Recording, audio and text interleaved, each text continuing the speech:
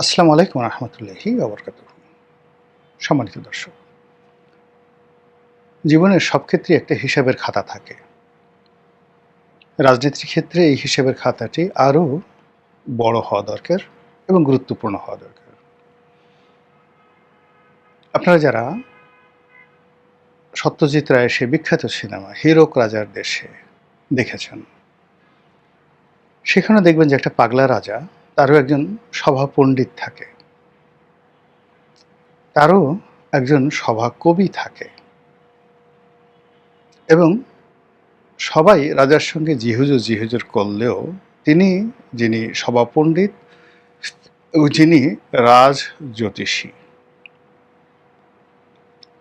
লক্ষ্য করবেন সেই রাজ জ্যোতিষী তিনি কিন্তু হীরক রাজার সঙ্গে সব কথায় একমত পোষণ করেন না। তিনি হীরক রাজাকে তুচ্ছ-তাচ্ছিল্য করেন এবং রাজার ইচ্ছায় তিনি খুব সুকৌশলে তাকে বিভিন্ন পরামর্শ দেন,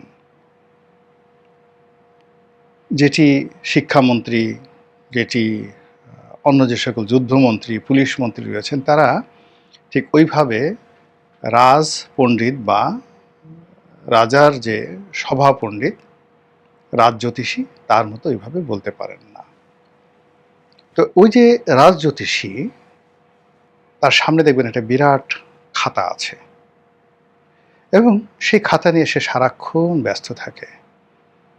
জটিল সারাদিন গণনা করে কিভাবে রাষ্ট্র চলবে, কিভাবে রাজার ভাগ্য নির্ধারণ হবে, কিভাবে রাজার কোষ্ঠী নির্ধারণ হবে। এই কাজে নিয়ে সে এত ব্যস্ত থাকে যে রাজা যে আনন্দ করেন বা ফুর্তি করেন বা রাজার যারা লোকজন যারা যে ভাড়ামি করেন, এই দিকে তার খেয়াল থাকে না এবং ওই ডায়ালগগুলো দেখলেই বুঝতে পারবেন। তো কাজেই জীবনের সব ক্ষেত্রে কিছু কিছু জায়গা পবিত্র রাখতে হয়। জীবনের কিছু কিছু ক্ষেত্রে কিছু জায়গা যাকে বলা হয় দার্শনিকদের হাতে ছেড়ে দিতে হয়, ফিলোসফারদের হাতে ছেড়ে দিতে হয়, পরিকল্পনাবিদদের হাতে ছেড়ে দিতে হয়। যেমন আমাদের দেশের পরিকল্পনা মন্ত্রণালয় আছেন। তো এই যে পরিকল্পনা মন্ত্রণালয়, এটিকে সব আমাদের দেশে, স্বাধীন বাংলাদেশে সবাই এটাকে তুচ্ছ-তাচ্ছিল্য করেছে। অথচ এই দেশের সবচেয়ে ১ নম্বর মন্ত্রণালয় হওয়া উচিত পরিকল্পনা মন্ত্রণালয় বা পরিকল্পনা কমিশন। কিন্তু সেটি আমাদের দেশে হয় না। এটিকে অর্থমন্ত্রীর সাথে বা অর্থ মন্ত্রণালয়ের সঙ্গে একত্র করে দেওয়া হয় এবং এখানে যাকে মন্ত্রী বানানো হয় তাকে মনে করা হয় দুর্ভাগা মন্ত্রী, তার কোনো কাজ নেই। অথচ সব কাজ কিন্তু এখান থেকেই হওয়া উচিত। আরেকটি হলো সরকারের পরিসংখ্যান বিভাগ। এই সরকারের কোথায় কি হলো বা না হলো, এটি গণনা করার জন্য সরকারের একটা বিভাগ আছে, পরিসংখ্যান ব্যুরো বা পরিসংখ্যান বিভাগ।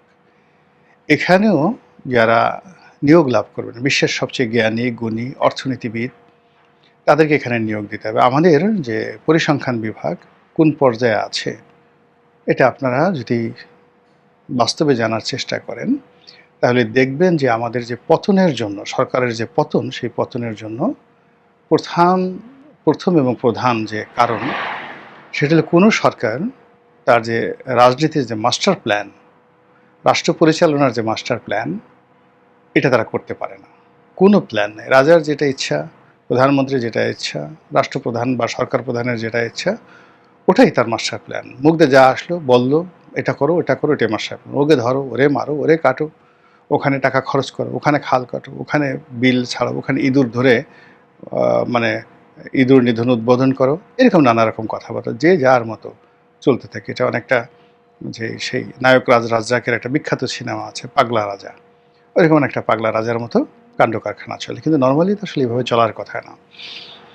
তার দল পরিচালনার জন্য একটা মাস্টার প্ল্যান লাগবে, রাষ্ট্র পরিচালনার জন্য একটা মাস্টার প্ল্যান লাগবে এবং সরকার পরিচালনার জন্য একটা মাস্টার প্ল্যান লাগবে। কিন্তু যেই মুহূর্তে মানুষ ক্ষমতায় আসে, সে দল, সরকার, রাষ্ট্র তিনটিকে একত্র করে ফেলে এবং এই যে যারা মাস্টার প্ল্যান করবে, সেই মাস্টার প্ল্যানটা কারা করছে তাদেরকে হয়তো ৫ বছর ১০ বছর পরে সেই যে তার যখন ক্ষমতা চলে যায়, তখন সে জানতেও পারে না যে there was a planner, there was a philosopher.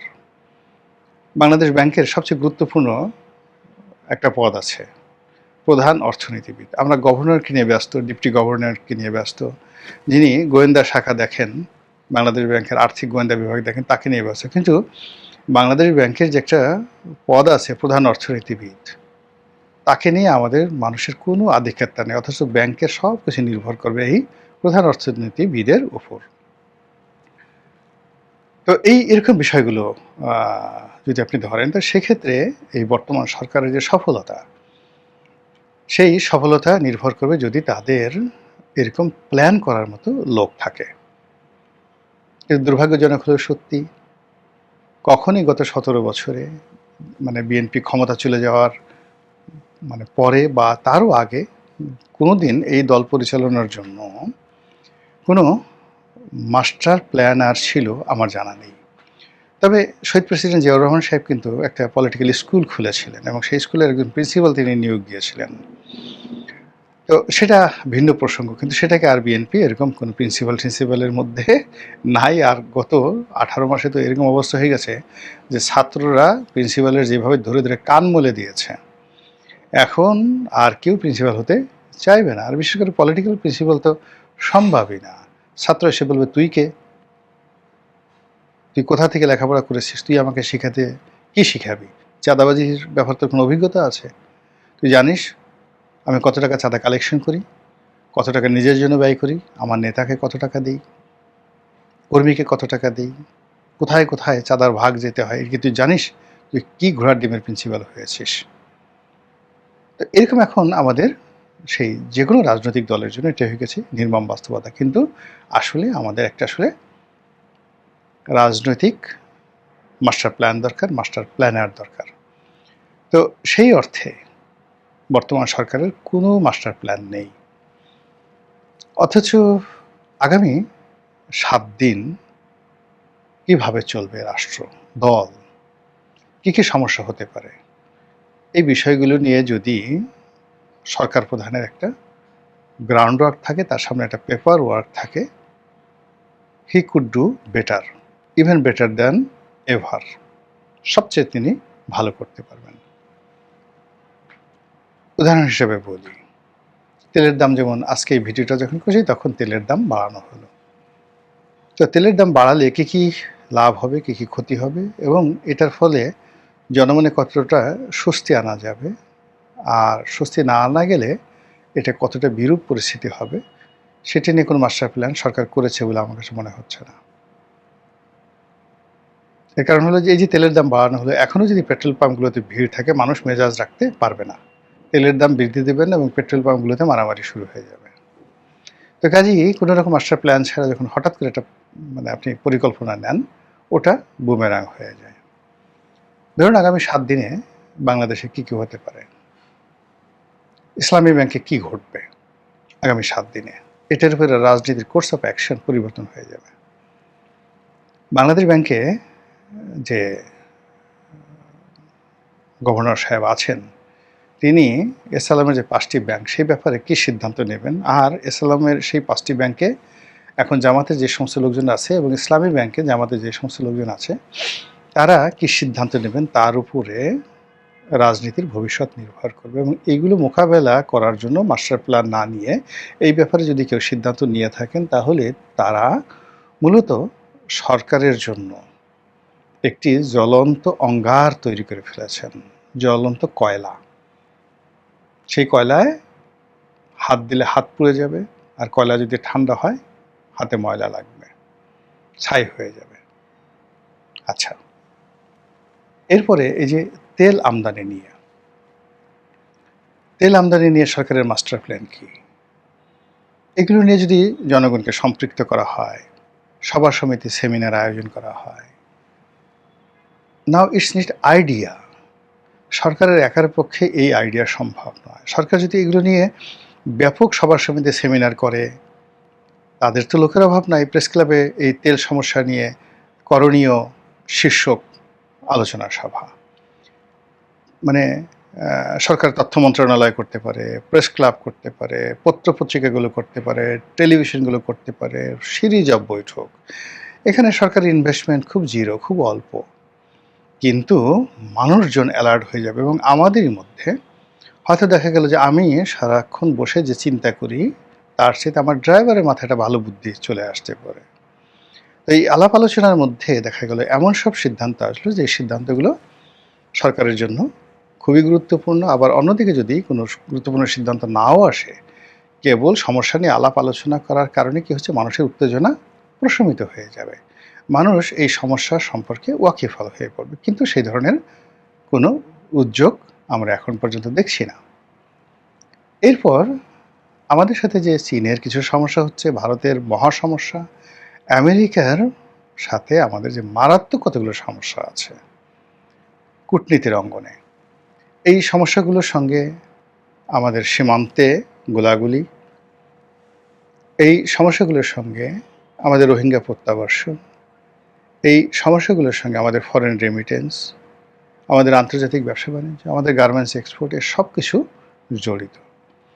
কিন্তু এগুলো নিয়ে যে বিভিন্ন থিঙ্ক ট্যাঙ্ক গ্রুপ তৈরি করা, তাদেরকে দিয়ে জনমত তৈরি করা, সরকার আসলে কী চাচ্ছে? সরকার কি চাচ্ছে যে আমেরিকার সাথে সম্পর্কটা ভালো হোক? যে চুক্তি ইউজ করে গেছেন সেই চুক্তিটা বলবৎ থাকুক? নাকি সরকার এই চুক্তিটা বাদ দিতে চাচ্ছে? যেটাই সে করতে চাক না কেন, একটা মাস্টার প্ল্যানের অধীন এগুলো নিয়ে গণমত এবং জনমত তৈরি করতে হবে। এটা আমেরিকাতে হয়, ভারতে হয়, তাদের প্রচুর থিঙ্ক ট্যাঙ্ক থাকে।